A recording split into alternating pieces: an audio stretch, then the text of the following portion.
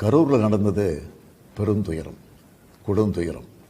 இதுவரை நடக்காத துயரம், இனி நடக்கக்கூடாத துயரம்.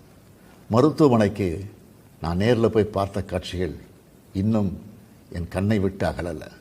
கனத்த மனநிலையிலையும் துயரத்திலையும் தான் இன்னும் இருக்கேன். செய்தி கிடைச்சதும் மாவட்ட நிர்வாகத்தை முடுக்கிவிட்டு எல்லா உத்தரவுகளையும் பிறப்பித்த பின்னாலும் என்னால் வீட்டில் இருக்க முடியல. உடனே அன்றைக்கி நைட்டே கரூருக்கு போனேன். குழந்தைகள், பெண்கள்னு 41 உயிர்களை நாம் இழந்திருக்கிறோம். இறந்து போனவங்க குடும்பத்துக்கு தலா 10 லட்சம் ரூபாய் அறிவித்து அதை உடனடியாக வழங்கிட்டு இருக்கோம். ஹாஸ்பிட்டலில் சிகிச்சை பெற்று வர்றவங்களுக்கு அரசு சார்பில் முழு சிகிச்சையை வழங்கி வரோம். நடந்த சம்பவங்களுக்கான முழுமையான உண்மையான காரணத்தை ஆராய முன்னாள் நீதியரசர் அருணா ஜெகதீசன் அவர்கள் தலைமையில் ஒரு நபர் விசாரணை ஆணையம் அமைக்கப்பட்டிருக்கு.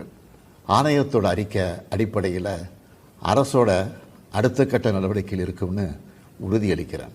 இதற்கிடையே சோஷியல் மீடியாவில் சிலர் பரப்புற வதந்திகளையும் பொய் செய்திகளையும் பார்த்துட்டு தான் இருக்கேன். எந்த ஒரு அரசியல் கட்சி தலைவரும் தன்னோட தொண்டர்களும் அப்பாவி பொதுமக்களும் இறக்கிறத எப்பொழுதும் விரும்ப மாட்டாங்க. இந்த சம்பவத்தில் உயிரிழந்தவங்க எந்த கட்சி சார்ந்தவர்களாக இருந்தாலும் என்னை பொறுத்த வரைக்கும் அவங்க நம்மளோட தமிழ் உறவுகள். எனவே சோகமும் துயரமும் சூழ்ந்திருக்கக்கூடிய இந்த நிலையில் பொறுப்பற்ற முறையில் விஷமத்தனமான செய்திகளை தவிர்க்கணும்னு கேட்டுக்கிறேன்.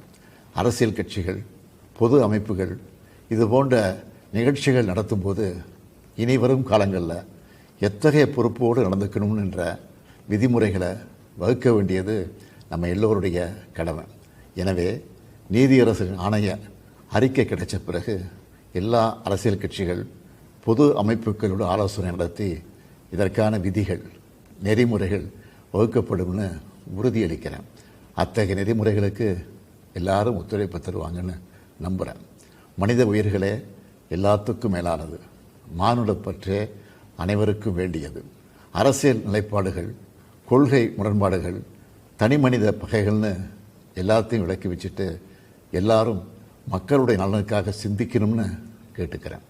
தமிழ்நாடு எப்போவுமே நாட்டுக்கு பல வகைகளில் முன்னோடியாகத்தான் இருந்திருக்கு. இது போன்ற நிகழ்வுகள் இனி எந்த காலத்திலையும் நடக்காமல் தடுக்க வேண்டியது நம்ம எல்லோருடைய கடமை. நன்றி, வணக்கம்.